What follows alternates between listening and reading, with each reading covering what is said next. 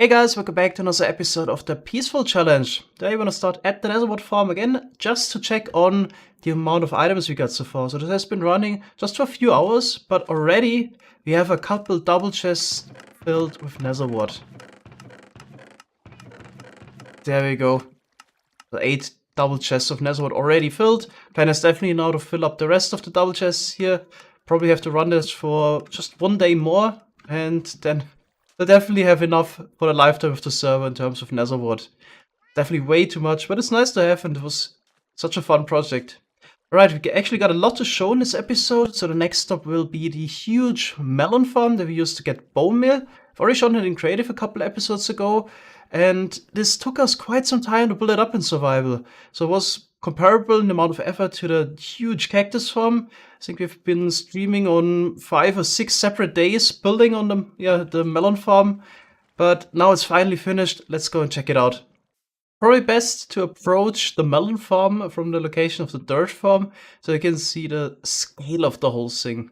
So we built a melon skin around the melon farm. It's 160 times larger than a normal melon blocking game. So this is just the melon block texture scaled up 160 times. So each pixel is 10 by 10 blocks.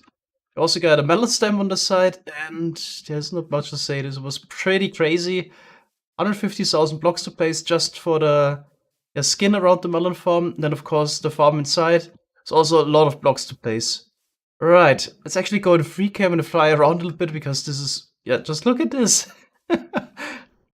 So let's check out the huge melon here in the savanna biome. We also got the top texture of the melon, but we don't have any hydrated farmland under the huge melon stem. But I think it's okay. It's already enough effort. So the idea initially was to build this in a savanna biome to prevent the farm getting hit by lightning strikes once again. There would be an issue if some of the hopper minecarts of the farm would be killed by the lightning strikes. An issue that we actually had with the pumpkin farm. We lost some minecarts there over time and had to replace them. So since the farm is a lot larger, I definitely wanted to prevent that. But that's actually not enough. We also had to prevent wandering traders interfering with the farm. So if you take a look inside, this is so huge. So if you look inside, here we got the hopper minecarts, stuck in the iron bars. If a wandering trader would spawn in here, the Yamas, they could cause the hopper minecarts to get lost. So just an entity colliding with another entity, and then they would get pushed to the side or whatever. The hopper minecarts would get lost, and it would definitely not be beneficial for the farm. The way to prevent the wandering trader interfering the farm was to put a roof on top. Because wandering traders always spawn on the highest block. In this case, this would be, top of the melon. So they spawn up here now. No harm to the farm will be caused if they spawn up here. So this is fine. But that was one way to deal with the wandering trader issue. This time I don't have a good time lapse of us building the farm. It was just too many recording sessions, and putting it all together would have been a lot of work, and the time lapse also wouldn't have been that great, because I was leaving the area quite often, and this would have been so much effort to stitch everything together, and I was moving around quite a bit as well. So since this area is so huge, when I move from one end to the other, then the back of the farm is almost unloaded, so the time lapse wouldn't have been that nice. So that's why I decided it's not really worth it for this one, but we'll definitely do a couple more time lapses in the series. Alright, actually it's time to turn this farm on. So here's the on switch. The flying machines will be launched with a little bit of delay in between, just to spread the lag out a little bit, so we don't basically have all the flying machines going at the same time. If you check out the layers above, basically this repeater line that snakes through the farm and launches the flying machines. Okay, so we've seen this concept of melon or pumpkin farming already in the series. Just have the hopper minecarts, the iron bars. The items get picked up immediately, which also helps reducing the lag. So the downside is obviously having the hopper minecarts to cause some lag, but the benefit is we don't have hardly any item lag at all. Alright, so one of the flying machines already back, so they would then dock again here at the stations on top of the hoppers. The melon slices are directly pumped into the composters, and then the bone meal is picked up by the hoppers below and put into the crafting table where we make bone meal. And here we got droppers. We would shoot out the bone blocks and they just follow this water stream. And here on the side, we got a bone block storage. So let's check out our huge storage of bone blocks. So here are the bone blocks incoming. We've been running this farm already for 2 days straight. Let's check out how much is filled. That's actually, by the way, really interesting. We have an issue that the sound engine glitches out at the Melon farm. So as you can hear, not always we get the chest opening sounds. So sometimes it was completely glitched out for a couple of minutes, pistons didn't make any sound, etc. I think this farm is just so huge that somehow the sound engine can't handle it anymore. Yeah, I think we get a completely filled bone block storage here already, being produced out of melons. How does that make sense? Probably not, but we'll take it. Alright, so we will definitely use those bone blocks for any farm that needs bone meal in the future. We'll just come here, fill up a couple of shulker boxes with bone blocks, and then bring it over to any farm that needs a lot of that stuff. Alright, so 1 million melon slices are turned into about 8,500 bone blocks per hour. Next, let's work on something where we need some of that bone meal right away. So we have plans for an underwater sea pickle farm for quite some time. So we will be built next to the main storage. Just need to build up the schematic that we've had laying around for quite some time. Why do we need a sea pickle farm? It's a nice decoration block, and sometimes it's also useful to align items and water streams. So we needed sea pickles before, and it was kind of tedious to farm them manually, so that's why I decided to just make a nice sea pickle farm somewhere. Alright, I think we got a good time lapse of that.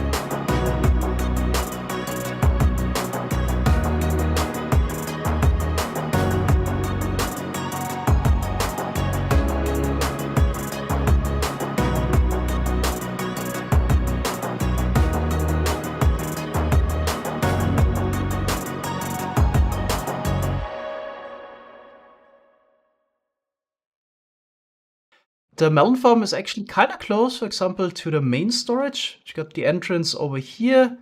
Over here we got the bee nest farm. There's the rocket, the TNT cannon. Yeah, and here we got the sea pickle farm. Right, let's try it out. So I brought a little bit of bone meal. Just swim down, get in there. There's some nice interior decoration. pineapple, sweet pineapple. Okay, so here's just a bone meal chest. Gonna fill up a couple more stacks, and then we can just turn it on. Here's the lever. Okay, it makes a hell of a noise, and you can't see much. So let's fix the noise first. Then we can go in spectator mode. See what's going on down there. So here we got sea pickles on top of a coral block, and above we have the bone meal dispenser. So we bone meal those sea pickles. New sea pickles will generate on top of the other coral blocks below, and then we immediately shift the floor over. So then the pickles pop off, turn into item form. Then we got a water stream system that flushes them to the side, and we got all kinds of water streams to basically collect everything. There's also a water stream here directly above the pistons. Usually it doesn't really happen that some would fall in between the ice and the extending piston, but it doesn't happen. All they are funneled to one side, I think. Let's actually follow it. It's been a while since I designed this. It was 1.13, I think, when this sea pickle blocker item got added. Yep. So you can follow this here, little item elevator. Now you can also see them incoming from the outside. And then just drop down and you can pick them up. So we didn't bother adding a storage system for that, because, well, it's 80,000 sea pickles per hour. I think 85,000, so we need like 10 hoppers to collect them all. And usually we don't need a lot of sea pickles, so it's enough just to go here, turn this on for a couple minutes, pick up several stacks of sea pickles and leave again. So we didn't bother adding a storage. I think the farm ran for a minute or two and we got 40 stacks of sea pickles. It's definitely enough. Okay, I think I have an ender chest, so we can probably bring everything over without losing at least to main storage. Okay, so this is our new sea pickle farm.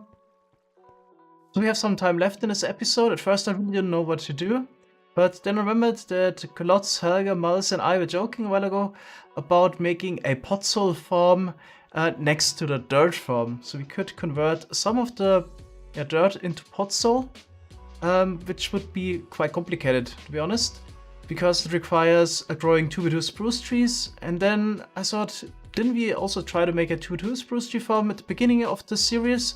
So it's maybe something we can actually combine into here. It would be a lot of fun, especially making the Podzol farm, which is possible since 1.13. So we can now convert grass or dirt into Podzol if we grow a 2x2 spruce tree. Then around the tree, some of the grass or dirt will be converted into Podzol. So in this way we can get renewable Podzol. Already made a manual farm a while ago. Never made a more automated design. So this is something we can maybe try to do today. So I'm glad that I found my semi-automatic or semi-manual setup from 2.5 years ago. So here you would just grow 4 saplings into a 2x2 spruce tree, and then the dirt below gets converted. And then what was automated in this farm was the leaf breaking setup. We could use this in order to get some saplings back. Then we need to break the bottom 4 logs, place saplings again, and so on. And obviously take out the Podzol, just to shovel it away. But also it was quite nice, a little setup here. We could just stand here, place dirt and pistons. I will push it into the chamber again. It was, I think, 12 by 12 blocks. Alright, so we want to first automate this and also get the logs. So basically we make a normal tree farm where we can also convert some Podzol. And there's a lot of things that actually need to happen here. So we need a dispenser in the first place to bone meal the saplings. Then we need a player AFK going back and forth, placing the saplings. And we also need to bring the saplings to the player somehow. And probably the easiest way to deal with the tree in order to get the logs is to make a flying machine on one side that just flies over. The logs get pushed to one side. We can blow them up later. And also the leaves are getting broken by the flying machine. Right, there's also a lot of restrictions that unfortunately we need to work with. Can't place any block, doesn't matter full block or any other block, at this height, because otherwise the Podzol below, or the dirt wouldn't convert into Podzol. Can also show that real quick. So just place some honey here, grow this We will see. Oh, there's the dispenser. Yeah, those spots don't get converted into Podzol. So everything we need for the tree farm needs to be built at the height of the dispenser, basically. What we mostly need is kind of, yeah, a tree detection system as well. What we usually do is have a redstone source or repeater powering one of the spots where we grow the saplings. Once it's grown, then yeah, piston or something like that below would be powered by QC and updated by observer clock or something like that, and that would yeah, basically start the harvesting process. I think we can use a new trick this time. We could use an observer and a wall at this height to detect the tree growth. So show that real quick. We have some space here. This might actually not work because also the tree growth is directional. But the idea basically is once we get a lock here, the wall will connect to it, and then we also get an output. So then we have all the detection at one height, and yeah, then we can launch the flying machine to push the logs over. Right, I guess, yeah, let's just try to work on the flying machine first. And things just got a whole lot trickier. Leaves will also prevent the Podzol generation when generated in those two layers of blocks. And that's really one of the things with two spruce trees. The leaves can generate up to 4 blocks below the level of the saplings. So I have been running this here for some time. Just a little command block setup that generates a lot of trees in the same spot. And didn't take long, the leaves generated here. And we would need to get rid of those 2 layers of leaves as well in order to not stop the Podzol generation. On the other hand, Podzol also generates out here, where usually no leaves could generate. So maybe if we just use this one strip of dirt, this might be an alternative, but obviously this wouldn't be great. So it would actually be super challenging to remove those leaves with a flying machine somehow, because, well, there's the dirt here in the middle that sticky blocks shouldn't stick to. Yeah, it's gonna be tough. After some trying around, I think I have a mock-up for a possible Podzol farm. We're gonna have a main flying machine pushing all the logs and breaking most of the leaves. And then for the bottom 2 layers, we're gonna have 2 more flying machines perpendicular to the main flying machine, clearing those areas. I think it might also be an option to give up on any Podzol conversion here in the middle 2 blocks, because it would be kind of hard to break the leaves there anyway. So I haven't even talked about it yet, how we're gonna get the dirt in there. So there's gonna be 1 player placing dirt, then a piston pushing it over, and once we reach the end, the pistons would push it this way. And at the other end, we need to break the blocks again, so there will be another player some shovel breaking the Podzol blocks. So probably gonna have some pistons pushing the Podzol down, and then another piston setup that pushes the Podzol towards the player again. So it's probably gonna be like a sticky piston and a normal piston in front, something like this, pushing it over. Another player stands here and breaks the Podzol. Alright, this would be the mock-up. Yeah, it's time to figure everything out. Let's make a huge jump forward in time. I spent the last 3 days designing a farm and it's finished now. I could have probably made a 45-minute designing video, but I think people would have gotten bored of that. Right, so let's just check out the finished farm. What I spent most of my time on was failing at making a system to blow up the logs. So I wanted to make it in the simplest way possible, but always ran into some issues. But in the end, I came up with this system here. I just push in the logs of the tree using the ancient debris blocks and basically create a little blast chamber. Okay, new logs are incoming. So this is now completely sealed off. What I was struggling with at first was I had the ancient debris blocks here, then explosions could go through the gaps diagonally and blow up blocks in the back. So that's why I had to switch everything over from a double piston extender to a triple piston extender. Now we have the perfect blast chamber here. But still, sometimes things go wrong. TNT was landing here on top of the logs, despite, yeah, it should actually be aligned properly. I'm not sure why this is going wrong. I had issues with the farm left and right. Maybe I should add some terracotta again. Make sure the TNT is really aligned. Maybe that will help in the end to make it 100% reliable. But I was testing this farm already for 24 hours using the tick warp feature of carpet mod. And it seems like it was working fine. Okay. Then let's actually check out the most interesting part. We designed the whole farm like a Podzol. At the moment, it's just a byproduct of the logs. By the way, we're getting about 15,000 logs per hour. There's also a really good tree farm. And here is the whole Podzol module. So there's the 3-player concept. Player 1 is placing dirt. It's getting pushed over.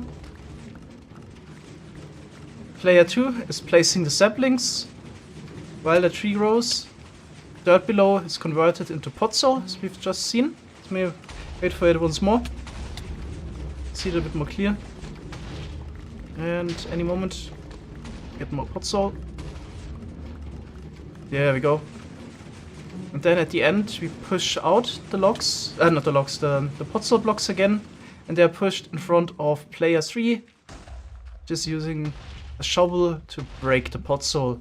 Sometimes some dirt also gets in there. So we're getting 8,300 Podzol per hour and about 700 dirt per hour. So we just, we have to recycle the dirt and send it back to storage. He was also struggling with the bot that is shoveling the Podzol. At first I tried to always dispense a new shovel, but the issue there was that sometimes he wasn't picking it up quickly enough and then he got pushed out by the Podzol. Now I changed the system. We're using XP bottles now and are manning shovel to get the durability back. We have to buy some XP bottles, but I was just struggling so much with the shovel system. I thought this is the easiest way to handle it. The shovel won't break ever, and this way it's guaranteed that the blocks are broken. Okay, there's a lot more actually to talk about this farm. We'll do it in the next episode when we build it up in survival. That's it for today. As you can see, a lot of work went into this episode, building the huge melon farm. This took probably over 20 hours to design. Yeah, that's why it's kind of hard to keep up a more regular schedule at the moment for the Peaceful series, but I'm still trying to release 2 episodes per week. Alright, that's it for today. Thanks guys for watching, and see you next time. Bye bye!